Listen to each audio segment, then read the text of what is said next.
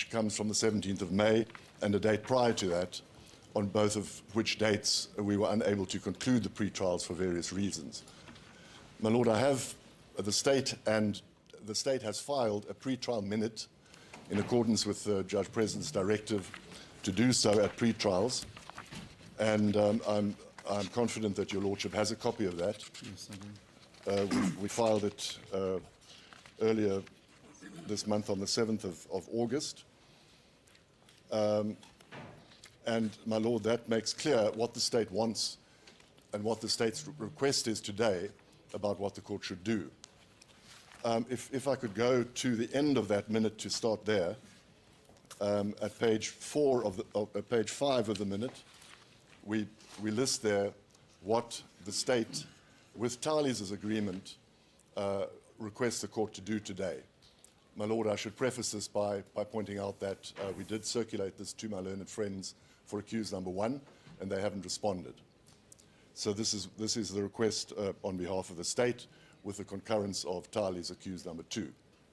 My Lord, what the State wants to do, in accordance with what I will elaborate on in a minute, we would ask this Court respectfully to, in the discretion of the Court, give its order relating to the application for written reasons for the application which Mr. Zuma filed. And secondly, my Lord, what is outstanding at this stage is the Court's order relating to the leave to appeal. Mr. Zuma has filed a leave to appeal against this Court's order dismissing the in this trial, and that order is outstanding, again, of course, according to the Court's discretion as to when the Court wishes to hand that down. Thirdly, and perhaps most importantly, my Lord, we ask that the Court issue an order for the postponement of this matter to trial. That's at paragraph 20.3 of our pre-trial minute. We want the matter to be, we ask that the matter be postponed for trial to the second term of 2025, being the 14th of April 2025 to the 20th of June 2025, and the third term, 21st of July to the 19th of September 2025, and any further dates that the Honourable Judge presiding at the trial and the Honourable Judge present may determine as agreed between all the parties. So we want the trial to start, my Lord. If I could then, and we've attached a draft order for your Lordship's convenience, should your Lordship wish to make use of that. If I could then just return to the beginning of the pre-trial minute to explain in more detail how we got here. My Lord, at the last pre-trial in the previous history of this matter, in the long litigation history of this matter, there came a stage in 2021. We're now in 2024, the 23rd of February 2021, where the pre-trial minutes for that hearing in 2021 reflect that by that date, the various pre-trial issues that had delayed the trial commencing, and they're well known to everyone and to this Court, had been resolved. Paragraph 6 of the pre-trial minutes of 2021 reflect that Mr. Zuma takes note of the reasons that have been advanced by the State for the delay in the trial commencing, and place on record that he is ready for the trial. His rights in this regard are specifically reserved. Then the Court, this was now another presiding judge, his Lordship Judge Kun, issued the order on the 23rd of February 2021 that the matter is certified as trial ready in accordance with the Judge President's pre-trial directive, and the matter is postponed to the 17th of May 2021 until 20th of June, and so on for 2 terms, and then to last until the conclusion of the trial at the discretion of the presiding judge and the Judge President. But then on the 17th of May, which was the date that it was due to start, it was postponed to the 26th of May, when there was a plea. So the trial commenced with the filing of the plea, the first plea in terms of 106H to get rid of me, the first recusal application. Litigation relating to that went on and on for a number of years. It concluded by the 30th of January 2023, 2 years later, when your Lordship presiding came into the trial, and on the 30th of January 2023, your Lordship postponed the matter for trial to the 17th of April 2023. So that was the second trial date which had been determined, the trial then being ready to commence. Then on the very date that the trial was due to start, the 17th of April 2023, before the state could commence with leading evidence, accused number one, Mr. Zuma, filed his second application to get rid of me, the second removal application, this time in terms of Section 35 of the Constitution. He moved that application to get rid of me. Then litigation wended its way through the courts.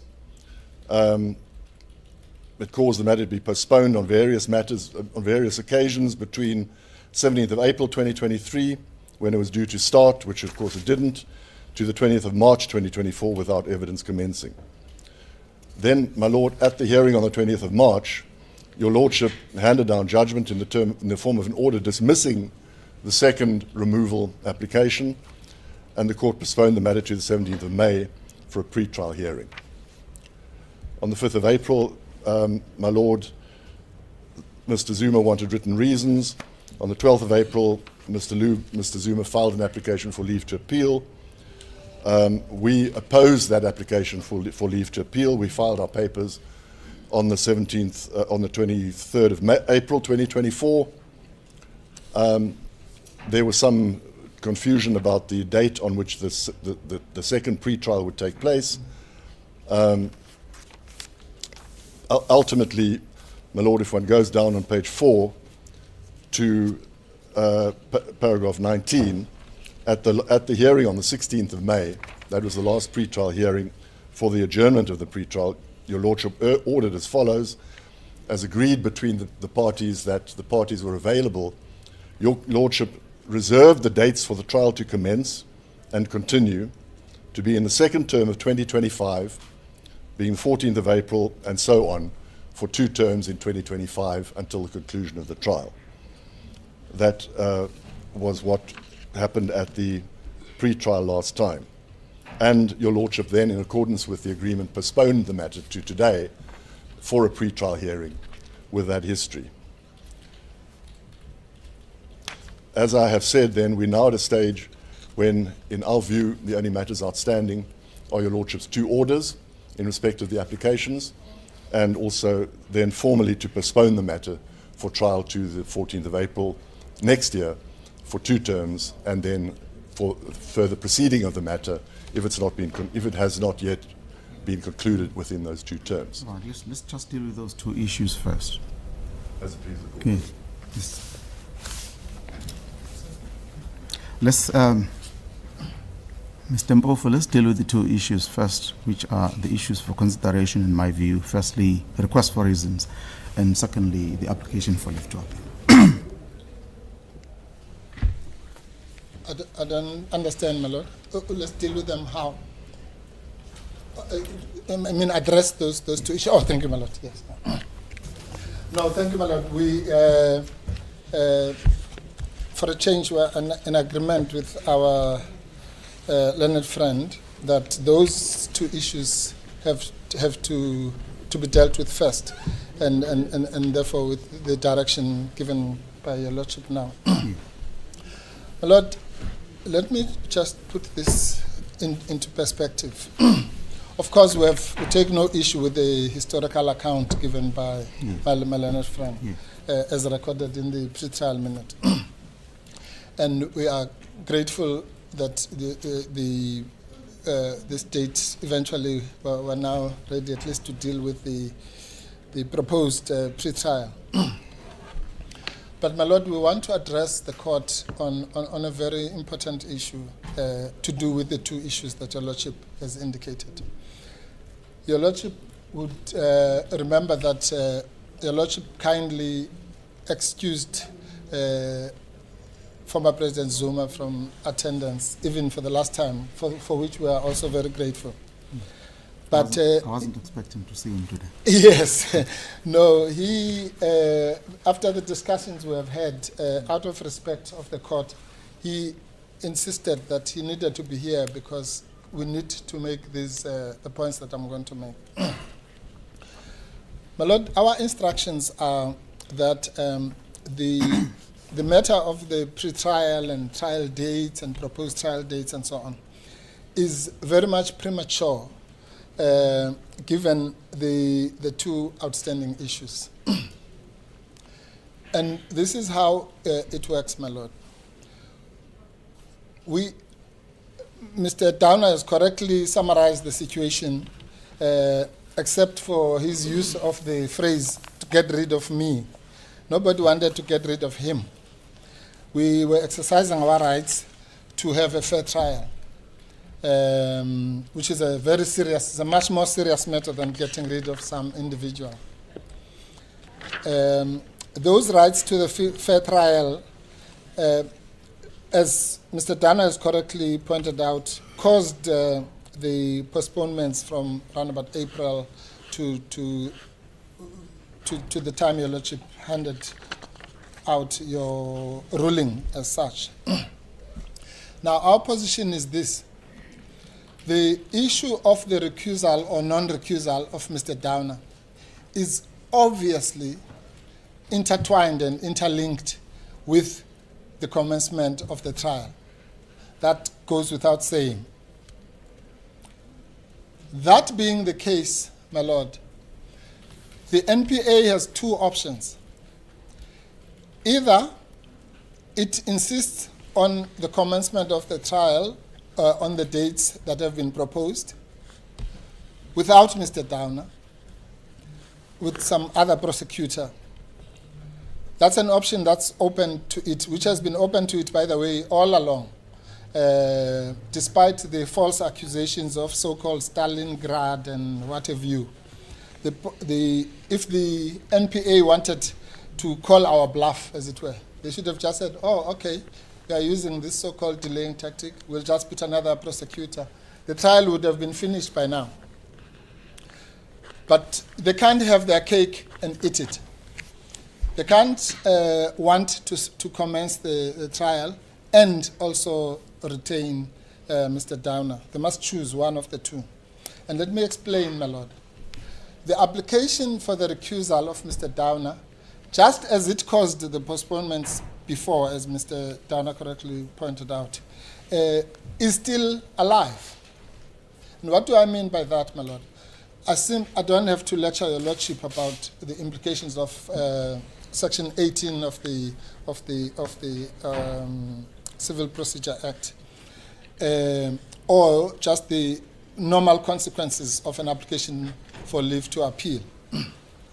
So in law, we are in exactly the same position that we were in before your lordship granted your lordship's order, because that is the legal impact of the filing of an application for leave to appeal.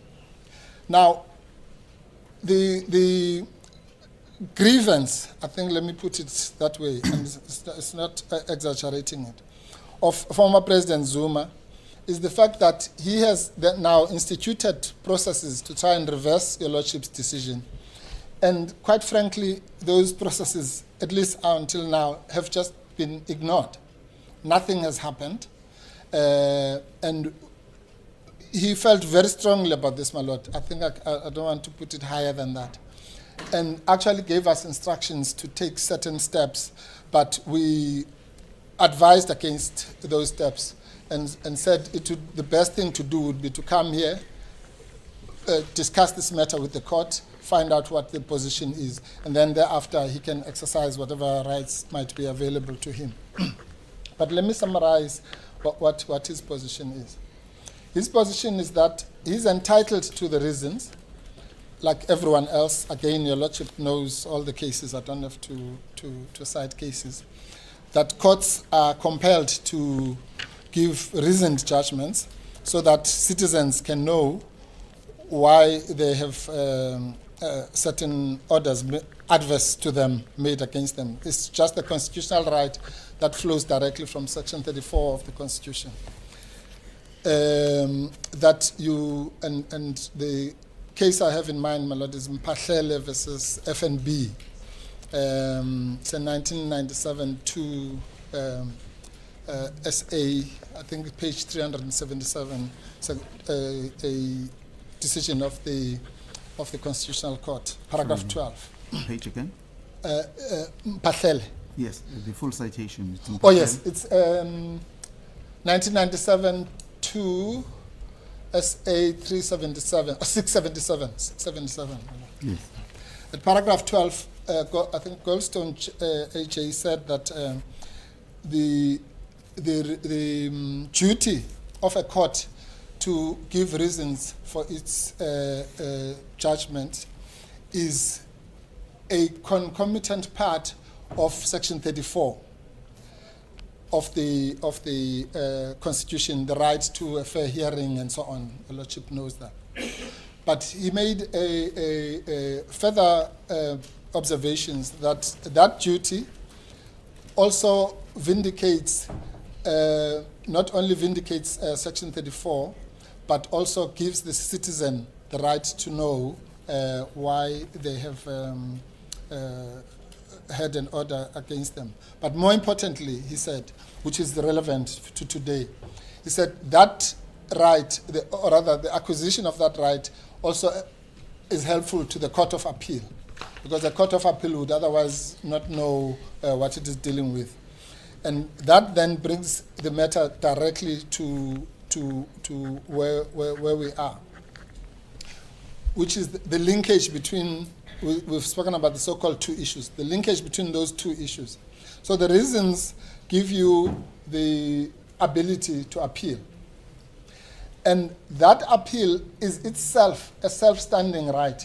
Again, your Lordship knows this, that although the right to appeal in civil matters is, if you like, implied in Section 34, and our courts have accepted that.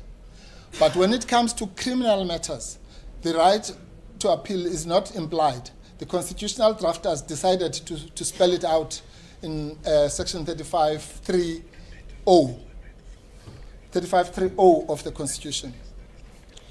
And why is that? It is because the right to appeal in the criminal context is a fundamental right which needed to be spelled out explicitly by the Constitution. Now we're in a situation where we are, our hands are tied in that we are unable to exercise those rights. And I may add, my Lord, at least to the credit of the NPA, when they received our notice, as your Lordship knows, then they filed their notice to opposition and put the grounds. So in legal terms, that means we have what is called a dispute. We've put our grounds, they've put their grounds for opposition, and that's a dispute. And Section 34 says that every citizen has a right to have a dispute resolved before a court of law, an impartial court of law, at that. Now, so that's where we are, and therefore, my Lord, we would humbly request the court to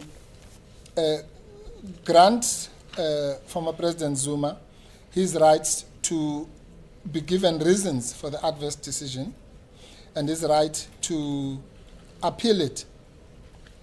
And that's not strange, my Lord, because the parties went into the trouble of pleading and so on, counter pleadings. Your Lordship went through the trouble of listening to the arguments, and your Lordship came to a determination. That's all very well. But we are entitled not just to the determination, but to the detailed reasons, so that if we are happy with the reasons, we might be, then that might be the end of it. But if we are not happy, then we would exercise the other right. So, and my Lord, this court is familiar with this. This is what happened here in relation to the Section 106 matter. And this is what happened in relation to the recusal application of Judge Kuhn. So it's not something that's just like some new procedure that we're inventing. And I want to end it with this example, my Lord. If you remember when Judge Kuhn's application came, or rather recusal came,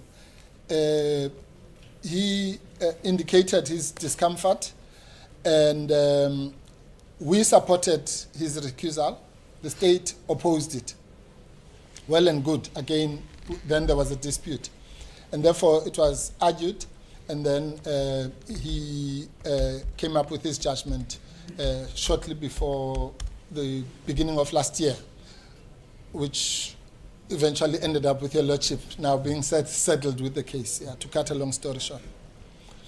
Now, imagine, my lord, if the Judge Kuhn or the state, which was the aggrieved party then, because the judgment was theoretically against them. If the state had said, we want to appeal Judge Kuhn's judgment because we don't believe he should have recused himself, or if he had found against us, we could have done the same thing. And then Judge Kuhn would have had the leave to appeal, granted it or not granted. We couldn't ask him for reasons because he had already given us reasons. Now imagine if, in that scenario, Judge Kuhn then said, oh, by the way, can you come in March or April for a pre-trial so that we can set the trial date? That would have been absurd. We would have said, what are you talking about? Because all that is dependent on your recusal or non-recusal. So we're exactly in the same situation. From a legal point of view, the recusal of a judge or the recusal of a prosecutor has exactly the same consequence. Because the so-called pre-trial, the so-called trial to which this is supposed to be a pre-trial, as we speak, is a trial that is run by Mr. Downer, the potential recusee. And so that's really the to just clarify the issue. Just 1 second, my lord.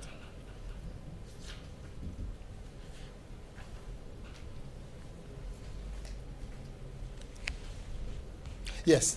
Oh, yes. Just to explain, so that's the position, my lord, as to what Mr. Downer correctly said, that they sent us documents, we did not respond. And that's really the context, because our client has insisted that we must not put the cart before the horse. Let's start with the horse, then we will deal with the cart. And Section 8, yes, I've already addressed. So, one of my colleagues was reminding me about the Section 18 point, but I've made that point earlier. As the court pleases, my lord. So let me just check. Yes. Yes. Application for leave to appeal? What about it? You are only going to address the issue of the application for leave to appeal once I made a decision on the... Yes, no, my lord, we didn't come here for any application. We came here for a pre-trial. And we never were told that there's a set down for an application. I think that's not what Mr. Downer was saying as well. Mr. Downer was saying that there should be an order. He was almost suggesting that there should be an order without argument. I've never understood that there was a set down for that. Let me just... Yes, just yeah.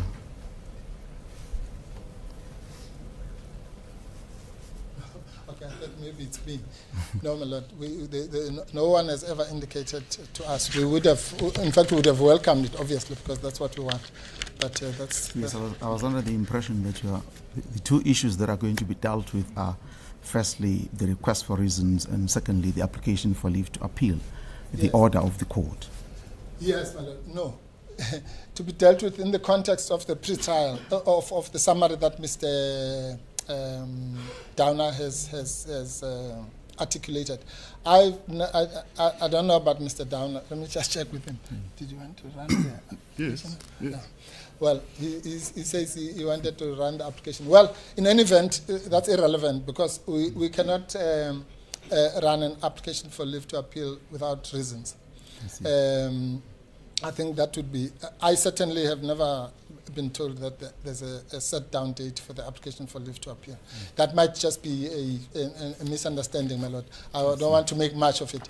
But the substantive point is that in any event, even if we were told, we would have come here to say we need reasons First, before we put an first, application exactly. for leave to So appeal. that remains our position. As a Lordship, just the sequence is really reasons, application for leave to appeal, then we can get into the trial and pre-trial issues. And as we sit here, unless if my But attorney, in the correspondence that my attorney assures me that he hasn't had any reasons or a response to the request for reasons. I see. All right. Yes, all right. Let me hear Mr. Downer then. Yes, my Lord. I apologize.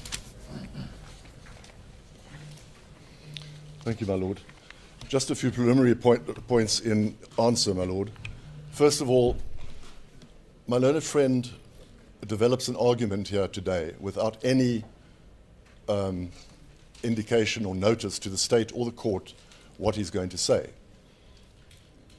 My Lord, we served the draft pretrial minutes on the defense and on the defense with an invitation to join in the creation of pretrial minutes with the consent of all the parties.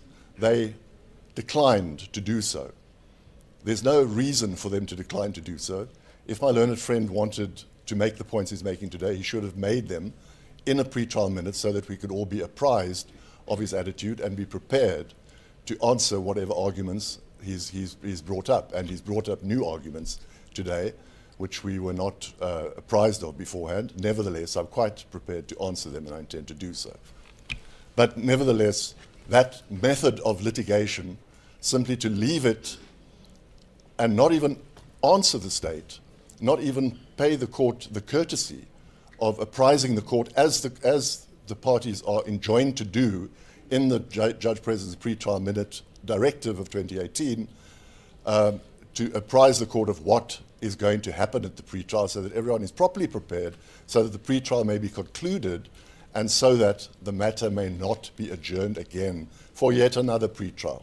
And remember, we're in the third pretrial now. We've been trying to get the pretrial going since April. So, my Lord, we take exception to that, and the answer to that is not to grant a postponement, but to deal with the issues today. And I submit with great respect that we are able to address the court meaningfully, and Your Lordship, I submit with great respect, is also able to do so. All the issues are live before the court and have been properly addressed in the papers before the court, even though my learned friend has not seen fit to provide us, as he should have, with his input in the pretrial minute. But we'll leave that then for the moment.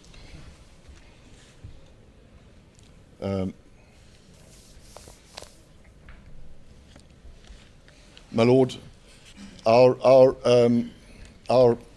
answer to the application for written reasons, together with our answer to the application for leave to appeal, is contained in our answering affidavit, which we filed in due course with this court, and is before the court. And we deal with both those issues, both the issue of written reasons and the issue of leave to appeal against Your Lordship's judgment. My learned friend also, just as a preliminary issue, my Lord, fails to accept that as we now here stand, this court has dismissed the second application for my removal. So as we now stand, I'm not removed. There is an application for leave to appeal.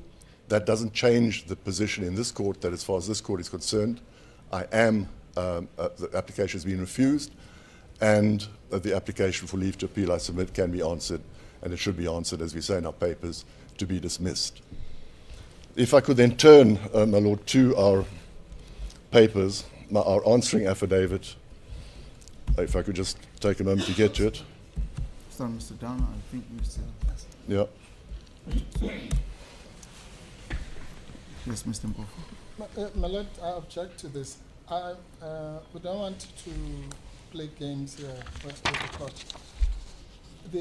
I thought Your Lordship was giving Mr. Downer an opportunity to respond to what I was saying as to what is going to happen.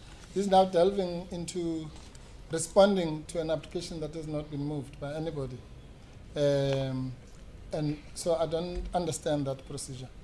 The question is whether if the court is prepared to hear the application for leave to appeal, whether that should happen before or after we are appraised of reasons, have engaged with those reasons, and as I said, we might even decide to withdraw our application for leave to appeal if the reasons are good enough, if we are aggrieved. That's why in our notice, Your Lordship, you'd have seen that we said we reserve the right to expand on our application for leave to appeal once the reasons have been furnished. Yes.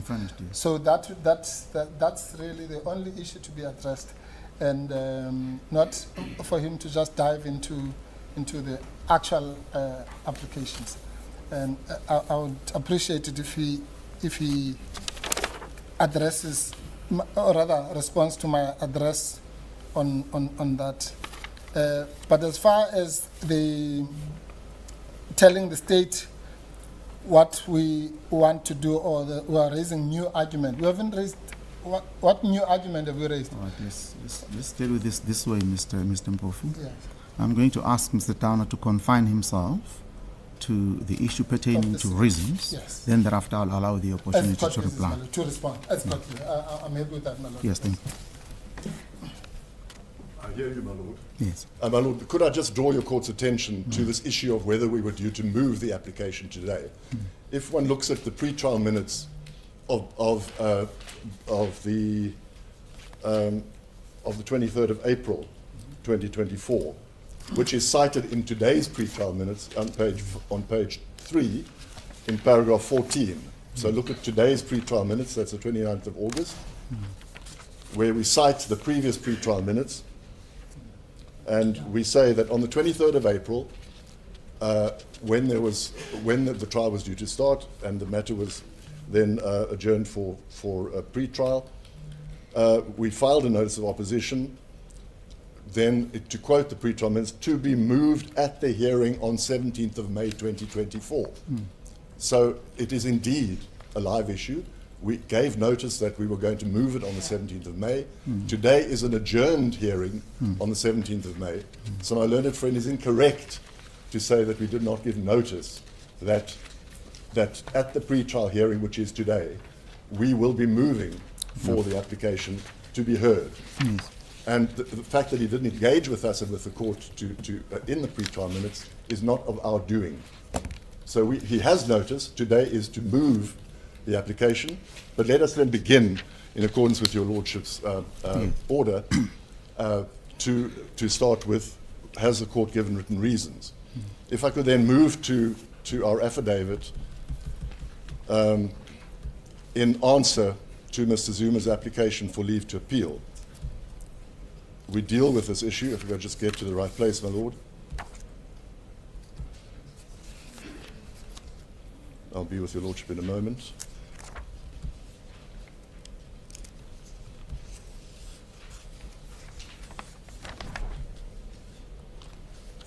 And first of all, my Lord, just to make the point that this method of litigating without notice, without engaging with the state in the pre-trial minutes, and with, no doubt prefaced, as my learned friend says, with a further application for a postponement, is in accordance with what has already been found to be by this court, full courts of this division, and the higher courts as an abuse. We make that point at paragraph 4 of our application. My Lord, I'm getting to the point. My learned friend could just give me and stop interrupting me.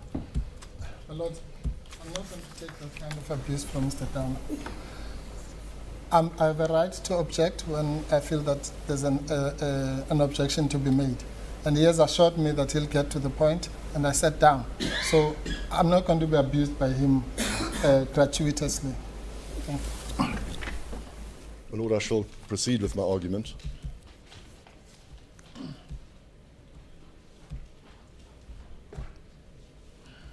Let's get to the point, my Lord.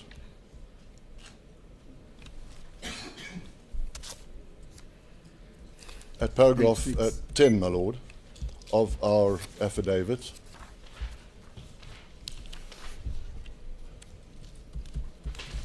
at paragraph, I'm getting to it now,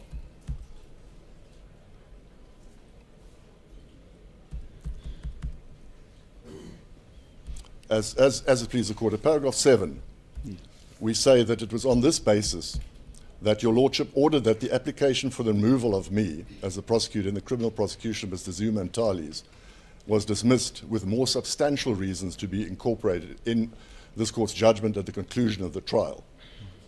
And your lordship further clarified to Mr. Zuma's counsel that the substantive reasons for the ruling will be incorporated in the court's judgment at the end of the trial.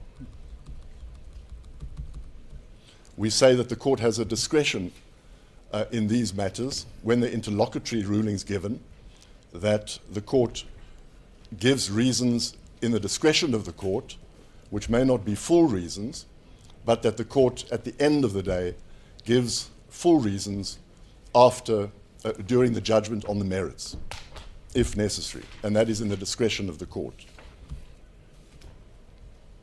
The fact that in different circumstances His Lordship Judge Kun might have chosen to give full reasons in a different application at a different stage of the proceedings is no precedent for this court to follow to say that full reasons have to be given. And we say at paragraph 6, if I could just return for paragraph 6, we say at paragraph 6, we say, it is not correct that your lordship did not give reasons for your lordship's ruling on the 20th of March 2024. This court, my lord, informed counsel that the court had decided in the interest of justice and in accordance with section 173 of the Constitution to incorporate reasons for the order that would follow in this court's judgment at the end of the trial. And the court, my lord, provided reasons in your lordship's judgment, including inter alia the following. Paragraph 6.1, the question which required, this is what your lordship's reasons then included, and these are your lordship's reasons. The question which required determination was whether the retention of me as the prosecutor in the present matter would infringe Mr. Zuma's fair trial rights, entrenched in the Constitution. Having considered the 4 pillars which were put forward in my learned friend's papers in the application for leave for removal, Mr. Zuma raised in support of his second recusal application the very same issues in this application for leave to appeal, which have already been decided by our courts, as explained above. Your lordship emphasized that having had regard to the submissions made by counsel, the relevant case law, and most importantly, the 4 pillars relied on by Mr. Zuma, this court was not persuaded that Mr. Zuma succeeded in establishing that the retention of me as the prosecutor in the matter could prejudice his right to a fair trial enshrined in section 35.3 of the Constitution. And then, as I've said, it was on this basis that your lordship ruled that the application should be dismissed. So it is not correct that no written reasons were given. It is correct that written reasons were given. The fact that my learned friend might be dissatisfied with the nature of those reasons or that they were too short is an issue which can be taken up on appeal. It is not it is not an issue which is terribly live before this court, except that my learned friend has now launched a substantive application, and that substantive application needs an order. But the order is already there in your lordship's judgment, previously given on the merits of the application itself, and therefore the court's order is simple, what the court can order today, without any further reason for postponement or further argument. Your lordship would simply refer to your lordship's judgment with great respect and say that reasons have already been given, and therefore the application for reasons and or for further reasons is dismissed, because your lordship has already ruled on it, and in effect your lordship is actually functus officio. So the order is just a matter of course. So therefore it need not be postponed, and your lordship is at liberty, I would submit, should your lordship feel so disposed, to give such an order today without any further postponement of the matter on that issue. Furthermore, my lord, the matter is, because of the development of this matter, the different circumstances and the rulings of the various courts, the imperative for this trial to start without any further imperative relating to this issue is just as strong as it is on the merits of the application for leave to appeal itself.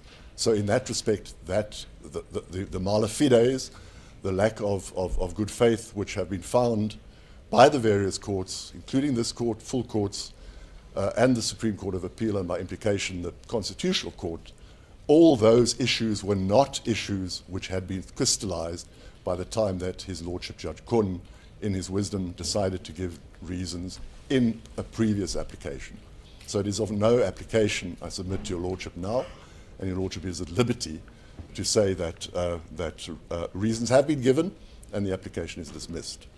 If just one final point on that, I seem to remember, my Lord, I haven't got it here with me because I didn't have notice, but I think there was correspondence between Your Lordship's registrar on copy to us and Your Lordship by my learned friends before the substantive application, requesting reasons informally. And I seem to recall that Your Lordship, in fact, sent an informal email or letter, we can get a copy of it in due course, to say that those were Your Lordship's reasons. So if that is so, if my memory serves me correctly, and I think it is, that is further reason why Your Lordship is at liberty now to simply issue the order that no further reasons will be given, and we can then move on, if I must now confine myself to that issue, to the other issues as Your Lordship directs. May it please the Court, my Lord. Yes, thank you, Mr. Yes, Mr. Mpofu. Sorry.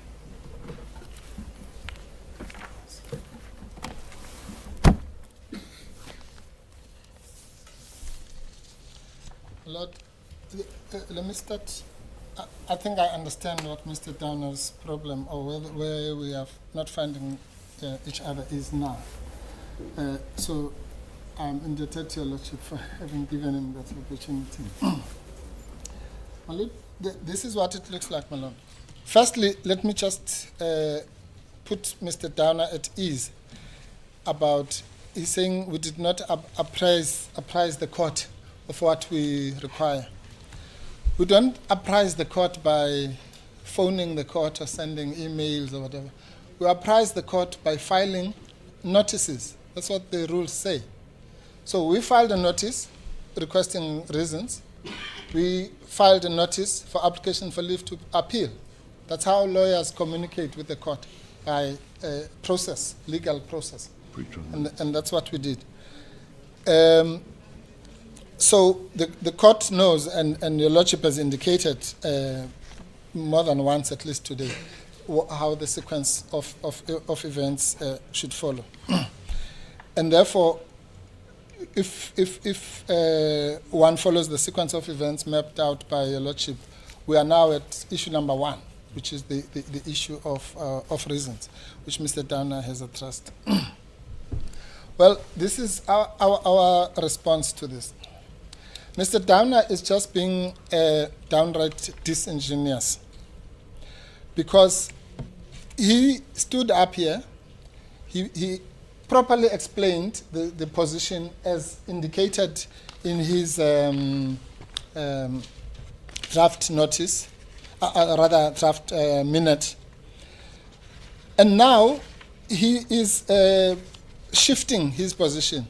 He now wants to move an application. If he was here to move an application, as he says, why did he not move it before I spoke?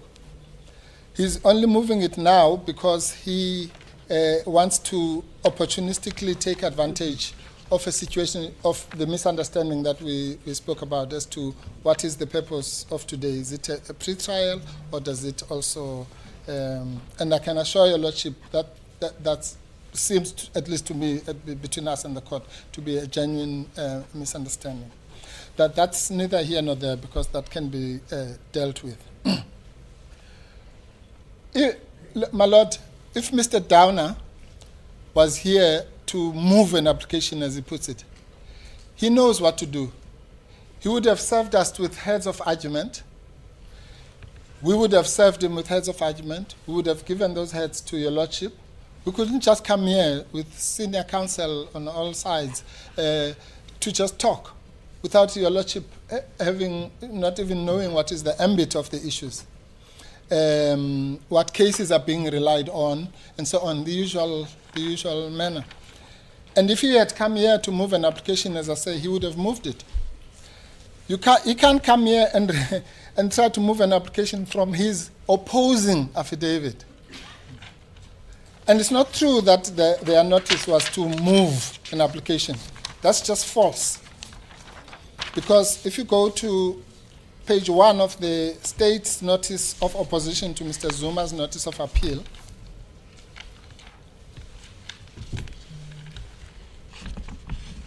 it says, kindly take notice that at the pre-trial hearing set down on 17 May, the state intends to oppose, not to move, like he was saying now, the first accused application for leave to appeal. Now, it's not for Mr. Downer to set down an application on a particular day. If on the 17th of May, the the application for leave to appeal was set down for that date, then of course, it's their prerogative to oppose it.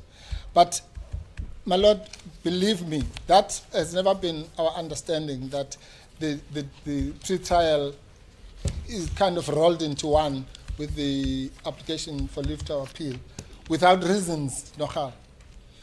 That procedure, I've never heard of it in my experience. And so the snatching at the bargain and moving as we go along, Mr. Downer, at the slightest provocation, always comes with heads of argument about even when they are not necessary. Why would he, coming here for 2 substantive applications, just rock up and make an address without any reference to any authorities? It's just not true, my Lord. Besides, the lie in this approach is as follows. Let's assume in his favor that he came here to argue the issue of reasons, for argument's sake. Then your Lordship would have listened to both parties and made a ruling on that issue. Then how can he, in the same breath, say he's also here for the application for leave to appeal? Because that let's assume your Lordship agreed with us and then gave the reasons. Then what would happen? The next 5 minutes we are ready to argue an application for leave to appeal. Obviously not. There's no such legal procedure that Mr. Downer can point us to. So it's just a complete disingenuous way of litigation. But be that as it may, my Lord, the law is not what Mr. Downer is telling us. Remember, my Lord, one of the issues in the application for leave to appeal, which will be debated in due course, is that Section 316 of the criminal procedure doesn't apply. Fair enough, they can make that argument. But surely we have a right then to make the counter argument. Surely. And I'm not arguing the point, my Lord. I'm just demonstrating the fact that there are things to be debated by both parties, and the court must pronounce, and then we move on to the next stage. So let me just give your Lordship a taste of what we are talking about in regard to the leave to appeal. The Lordship knows that Section 316(1)(a). Mr. Prof, are now dealing with the application for leave to No, appeal? I'm not, my Lord. That's why I made that qualification. Believe me, I'm not. I wish I could. No, I can't, my Lord. I'm simply just demonstrating. Please, my Lord, if your Lordship bears with me. I'm saying their position is that you must be convicted of an offense and so on. We know.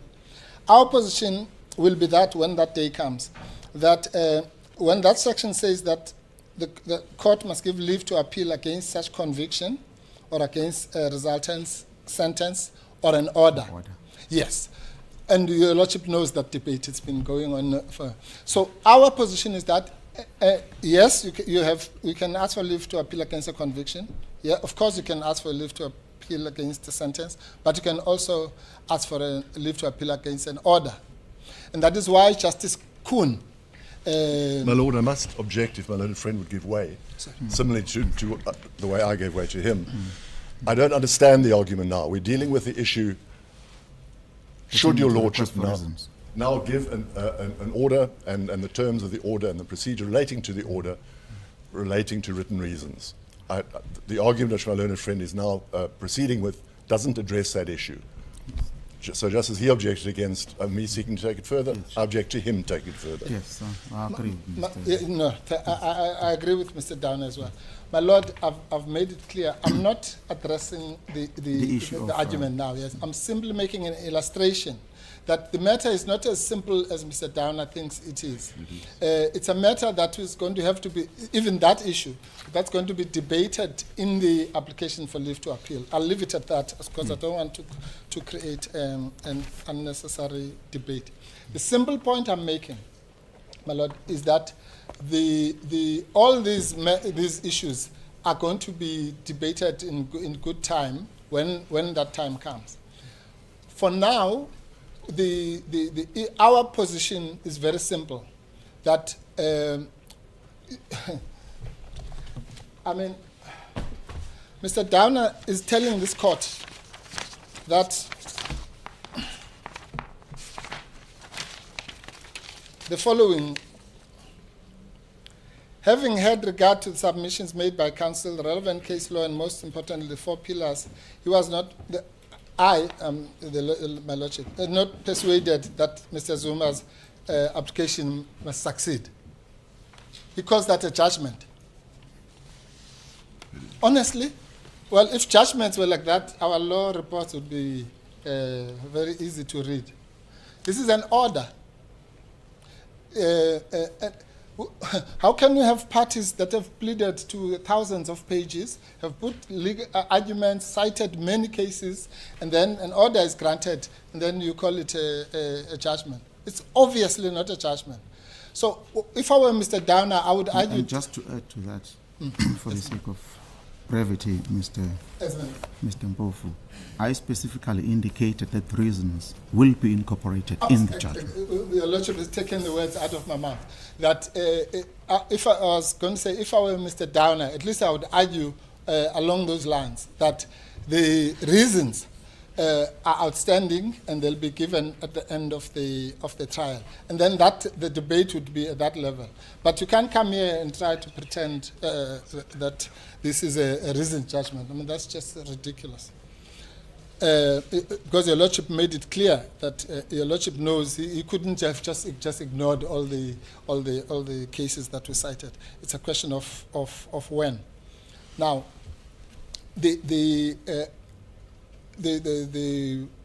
our position on whether or not that should be the case, my Lord.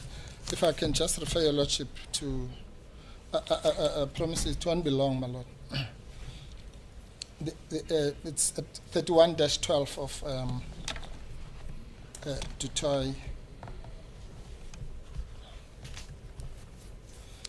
It says, yeah, the heading is leave to appeal, of course, before conviction or imposition of sentence.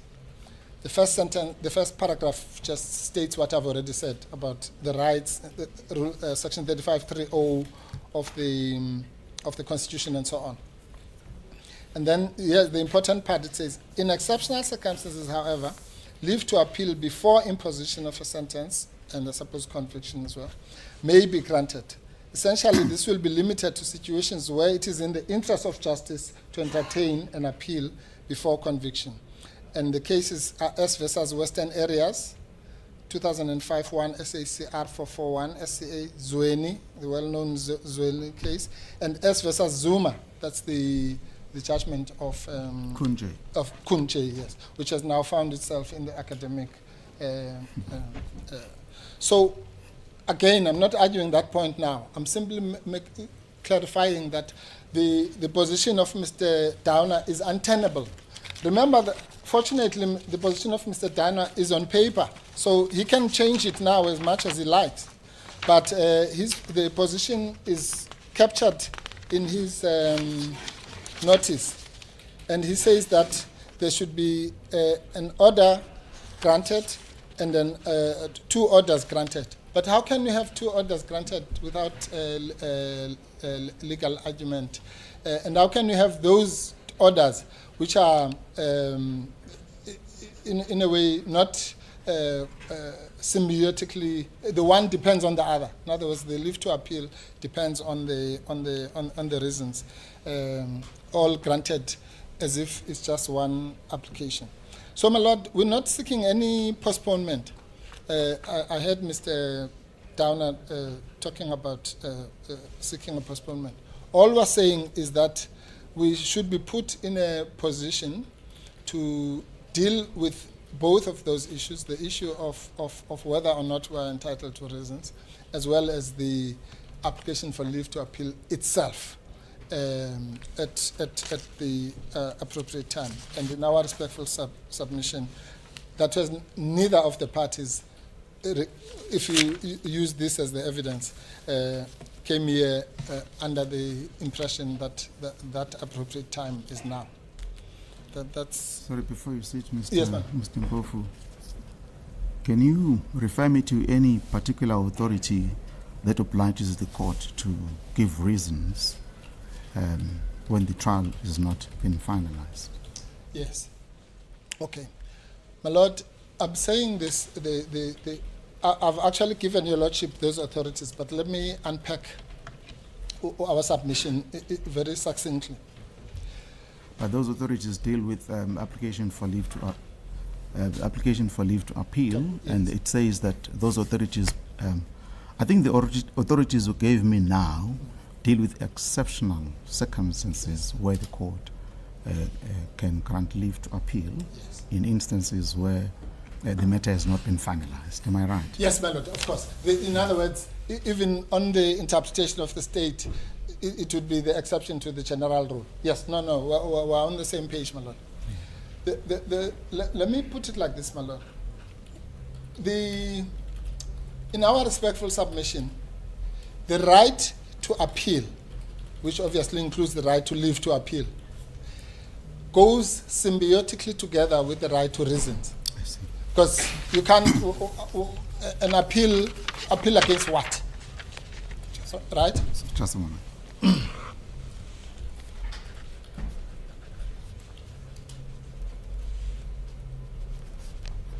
So, yes, Yes. I follow the argument. Right now, you are stifled. You can't do anything because you don't have any reason. Absolutely, my Lord. So it is cold comfort. It would be an empty right to say, oh, you have the right to appeal, but we are going to withhold the reasons. That's the same as denying someone a right of appeal, because it's like a pretend right.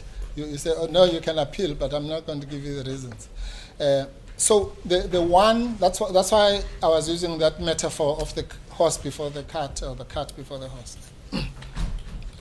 And so if the position of the state is that the reasons are not due, but the application for leave is due, then we differ with that vehemently. And our position would be this, my Lord, that your Lordship, particularly on an issue like this, my Lord, your Lordship is quite correct. I mean, if the court decides, look, we're going to sit at 11 o'clock and not at such and such a time, I'm making that ruling. I can't say, well, I differ with you, my Lord, I want reasons and I'm going to appeal and so on. So there are those types of matters, of course. That's why exactly the wording of exceptional circumstances is used. But, my Lord, these are quite self-evidently those exceptional circumstances. Why? Because of what I said earlier. Because the question of the recusal or non-recusal of Mr. Downer is but intricately and inextricably linked with the so-called trial that was supposed to be in a pre-trial about today. It is that simple. It's not an issue because what is the opposite, my Lord? The opposite is that we must be appealing and making an application for the recusal of Mr. Downer. But at the same time, go through a 6-month trial with Mr. Downer.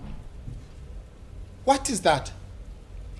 the very same person who is the subject of the ongoing appeal, at the end of which might be found that he should not be here.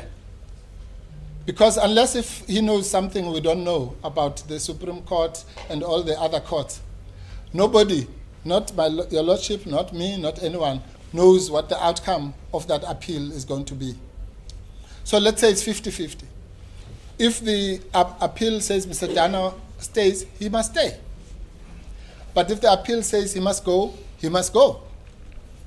And what then would be the logic of running an expensive trial when there's a 50% chance, and I don't want to put it higher than that, that Mr. Downer is not the right person to prosecute the case? I mean, it's illogical. That's why I made that example about Judge Kuhn. Because he would have then said, okay, I know you've appealed my recusal, but let's get on with the trial, effectively. How would he do that? Because we would say, well, we'll get on with the trial with you, and then somewhere in 2 years' time, it will be found that you should have recused yourself. Then what would have been the point of that exercise? It's completely illogical. It can't work, my lord. It's the one thing literally depends on the other. That is why your lordship, when your lordship got into this case, postponed the matter so that your lordship, must first make the decision on Mr. Downer. That was the logical thing to do. Otherwise, your lordship would have come here in February, March, I can't remember when your lordship assumed the case, and said, well, let's get on with it. And I would have stood up and say, well, my lord, there is the issue of Mr. Downer's recusal. Your lordship would have said, I'm not interested in that, Mr. Mpofu. Call your witness or whatever. But your lordship didn't do that because it would have been illogical for your lordship to do that. Why is your lordship being asked to do something that he would logically not do when you assumed the case? Because for all intents and purposes, we are exactly at the point. I know your lordship has made your ruling. We respect your lordship's ruling, of course. But the law is that we are now in the position where we need the same judgment, but from a higher court on the issues that your lordship has determined. And we have a right to that. It's not a favor that we're asking. We insist on that right. We have a right to have that matter adjudicated to, if we're not happy with your lordship, we have a right to go to the next court. If we're not happy with that court, we have a right to go to the next one. So what is being suggested here is that, unlike all the people in this country, Mr. Zuma only has a right to hear the ruling on the recusal of Mr. Dana from one judge, and he must live with it forever. Amen. What is that? There's no human being who has a right like that. The reason we have a hierarchy of courts, lower courts, the Supreme Court of Appeal, and the Constitutional Court, is because it is known that judges may err. Judges are the first ones to admit that they may err, and the position might change if another court. Why? I can't understand why Mr. Zuma must be denied of that right. Really, it beats me. And therefore, he has that right, and that right cannot be exercised unless he has been given reasons. Because to refuse to give him reasons is the same thing as refusing him that right. That's our position is very, very simple. There's something that Mr. Masumbu asked. Okay, sir.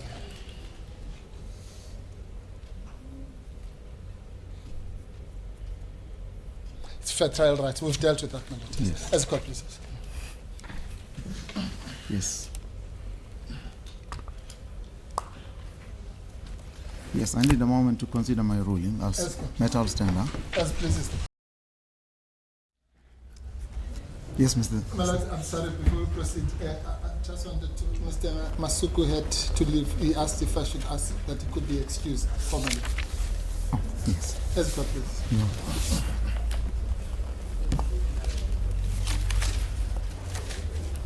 At the inception of the trial, at the inception of these proceedings, there appeared to be a confusion with regards to the issues that require determination However, having had submissions made by council, I adopted the view that the appropriate route to take will be to consider the request by Mr. Mpofu on behalf of Mr. Zuma for reasons for the order I made on 16 May 2024, dismissing Mr. Zuma's request for the removal of Mr. Towner as the prosecutor in these proceedings. Having considered submissions made by council, I am of the view that exceptional circumstances exist that warrant the grant of the request by Mr. Mpofu. However, due to other commitments, I will only be able to do so either on Tuesday or Wednesday week after next, that is the 10th or the 11th of September 2024. I'm therefore going to request council to avail themselves on either one of these 2 days. As please the court, my lord. As please the court, my lord, we are available. My lord, do I understand that that's the date for the delivery of the residence? Prisons, As yes. the court pleases. 10th or 11th. Just a moment. Yeah, the stage is available, my lord.